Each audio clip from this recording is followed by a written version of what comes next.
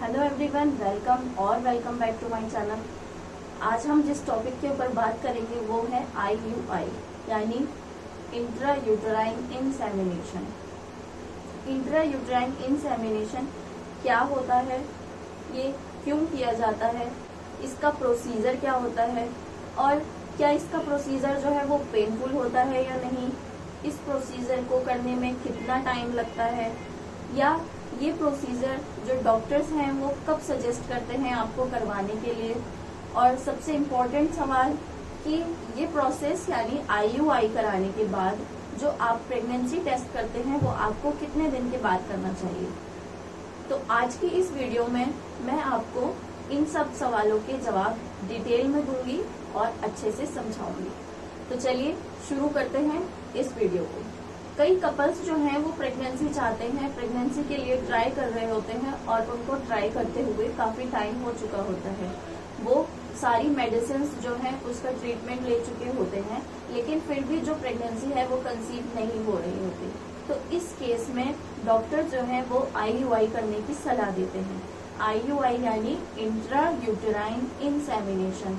इस प्रोसेस में क्या होता है कि जो मेल पार्टनर का स्पर्म होता है उसको ओव्यूलेशन के टाइम पर फीमेल के बॉडी में यानी फीमेल के यूट्रस में डायरेक्टली इंजेक्ट कर दिया जाता है, जिसकी वजह से जो प्रेगनेंसी होती है उसके चांसेस इंक्रीज हो जाते हैं। इस प्रोसेस को मैं आपको डिटेल में समझाऊंगी, लेकिन उससे पहले हम ये जान लेते हैं कि जो IUI का प्रोसेस होता है ये क्यों किया जाता है, इसको डॉक्टर्स करने की सलाह किस टाइम पर देते हैं। तो देखिए, IUI करने के क्या कॉज हो सकते हैं। इसमें सबसे पहला कॉज जो आता है उसको बोलते हैं मेल सब फर्टिलिटी। अब मेल सब फर्टिलिटी क्या होती है? मेल सब फर्टिलिटी का मतलब होता है कि जो मेल पार्टनर का सीमेन है उसमें स्पर्म्स की जो क्वालिटी है वो या तो लो है, या फिर जो मेल की स्पर्म्स की मोर्टेलिटी है यानी कि जिसकी वजह से स्पर्म मूव करता है फीमेल बॉडी में, फीमेल के यूट्रस तक पहुंचता है, उसकी वो मोर्टेलिटी कम है, यानी वो अपने आप यूट्रस तक नहीं जा पाता और वेजाइना या सर्विक्स में ही पड़ा रहता है। तो ऐसे केस में IUI करने की सलाह दी जाती है। दूसरा, IUI करने की सलाह तब दी जाती है जब जो मेल स्पर्म की मॉर्फोलॉजी होती है, यानी कि जो मेल स्पर्म है उसकी जो बनावट होती है वो ठीक से ना हो, यानी उसके साइज में कोई डिफरेंस हो, उसके शेप में कोई डिफरेंस हो। तो ऐसे में IUI में अच्छी क्वालिटी के जो स्पर्म्स होते हैं उनको कलेक्ट कर लिया जाता है और कंसंट्रेटेड स्पर्म्स को डायरेक्टली यूट्रस में इंजेक्ट कर दिया जाता है। इसकी वजह से जो प्रेगनेंसी के चांसेस होते हैं वो ज्यादा हो जाते हैं। तो अगर मेल में सब फर्टिलिटी की प्रॉब्लम है तो इस केस में डॉक्टर जो है वो IUI की सलाह देते हैं। अब इसका दूसरा कॉज आता है कि जो फीमेल है उसकी सर्विक्स में कोई प्रॉब्लम हो। अब सर्विक्स क्या होती है? सर्विक्स जो होता है वो यूट्रस का निचला हिस्सा होता है, यानी बच्चेदानी के निचले हिस्से को सर्विक्स कहते हैं। ये कैनाल शेप का होता है और आमतौर से इसको बच्चेदानी का मुंह भी कहा जाता है। सर्विक्स में म्यूकस प्रेजेंट होता है जो कि ओव्यूलेशन के टाइम पर थोड़ा सा थिन हो जाता है। ये म्यूकस आमतौर से थिक रहता है जो कि वेजाइना को मॉइस्ट रखता है, वेजाइना को नमी देता है, लेकिन ओव्यूलेशन के टाइम पर ये म्यूकस थिन हो जाता है, जिसकी वजह से जो मेल के स्पर्म्स होते हैं वो इजीली ट्रेवल कर जाते हैं यूट्रस तक। लेकिन कुछ फीमेल्स में ये जो म्यूकस है ये थिक ही रहता है, थिन नहीं हो पाता, जिसकी वजह से स्पर्म यूट्रस तक नहीं पहुंच पाते और इनफर्टिलिटी होती है।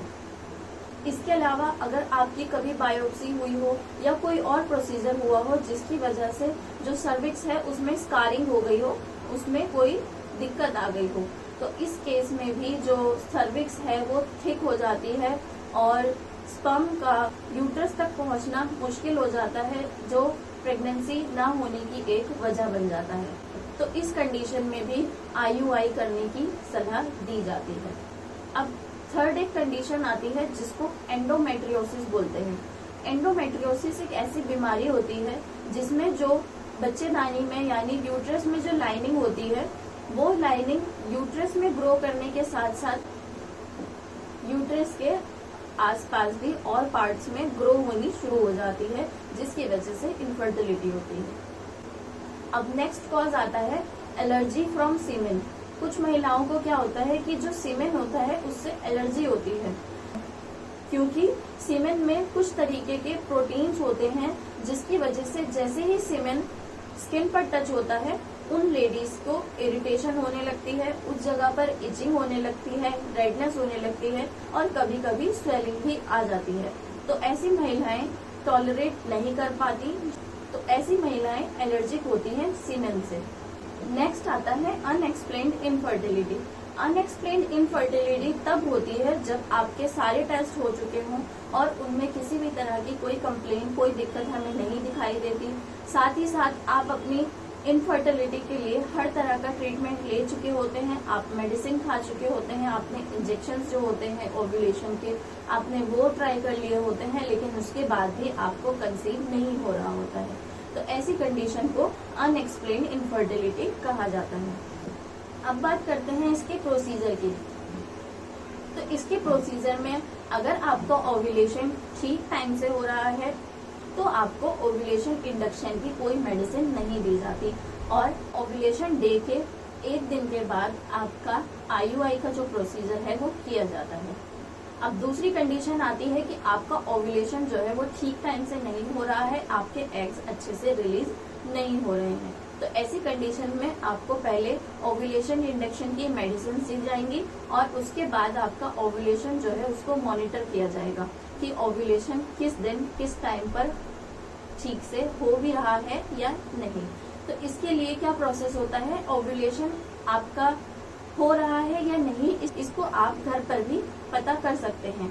आजकल मार्केट में ओव्यूलेशन टेस्ट किट्स अवेलेबल हैं जो कि प्रेगनेंसी टेस्ट किट की तरह ही इस्तेमाल की जाती हैं और उसमें आप आसानी से देख सकते हैं कि आपको ओव्यूलेशन हुआ है या नहीं। सेकंड क्या होता है, इसमें डॉक्टर आपको TVS यानी ट्रांसवेजाइनल अल्ट्रासाउंड के थ्रू आपकी जो ओवरीज हैं उसमें फॉलिकल्स और एग्स को मॉनिटर करते हैं, ओव्यूलेशन को मॉनिटर करते हैं, जिसके थ्रू भी ओव्यूलेशन का पता चलता है। अब ओव्यूलेशन का पता करना क्यों जरूरी है? ओव्यूलेशन के पता करने से क्या होता है कि जो आईयूआई का प्रोसीजर है ये खास तौर से ओव्यूलेशन के एक दिन के बाद या एक दिन के अंदर अंदर ही करा जाता है, क्योंकि इस टाइम पर प्रेगनेंसी के चांसेस जो है वो सबसे ज्यादा होते हैं। अब हमें ओव्यूलेशन का पता चल गया है तो इसके बाद क्या करें? इसके बाद जो है जो हस्बैंड के स्पर्म्स हैं उनको कलेक्ट किया जाता है और एक स्पेशल प्रोसेस किया जाता है जिसमें स्पर्म्स को बेसिकली वॉश करते हैं, यानी सीमेन में जो नॉन स्पर्म एलिमेंट्स होते हैं उनको निकाल दिया जाता है। जैसे कि सीमेन में से स्पर्म्स जो अच्छी क्वालिटी के हैं, जिनकी मोर्टेलिटी अच्छी है, मोटिलिटी अच्छी है, उनका साइज और शेप अच्छा है, ऐसे स्पर्म्स को कलेक्ट करते हैं और जो सीमेन में प्रोटीन होता है उसको निकाल देते हैं। फिर इन अच्छी क्वालिटी के कंसंट्रेटेड स्पर्म्स को कलेक्ट करने के बाद यूट्रस में डायरेक्टली इनको इंजेक्ट कर दिया जाता है। अब ये प्रोसेस होता कैसे है? हमारे पास अच्छी क्वालिटी के स्पर्म्स जो है कंसंट्रेटेड वो हमारे पास आ चुके हैं। इसके बाद फीमेल को बेसिकली लाई डाउन पोजीशन में लिटाते हैं और लेटाने के बाद जो वेजाइना है उसमें स्पेकुलम के थ्रू उसको ओपन किया जाता है। उसके बाद सर्विक्स में एक कैथेटर डाला जाता है, जो कि एक पतली सी फ्लेक्सिबल ट्यूब होती है जिसके थ्रू स्पर्म्स को इंजेक्ट कर दिया जाता है डायरेक्टली यूट्रस में। ये प्रोसेस जो है वो लेस देन 2 to 3 मिनट्स का होता है और बिल्कुल पेन फ्री होता है। इसमें किसी भी तरीके का पेन आपको महसूस नहीं होता है। तो इस तरीके से प्रेगनेंसी के चांसेस जो है वो बढ़ जाते हैं और ये जो प्रोसेस होता है इसी को आईयूआई कहा जाता है। अब सबसे इम्पोर्टेंट क्वेश्चन आता है कि आईयूआई कराने के बाद आपको जो प्रेगनेंसी टेस्ट है वो कब करना चाहिए?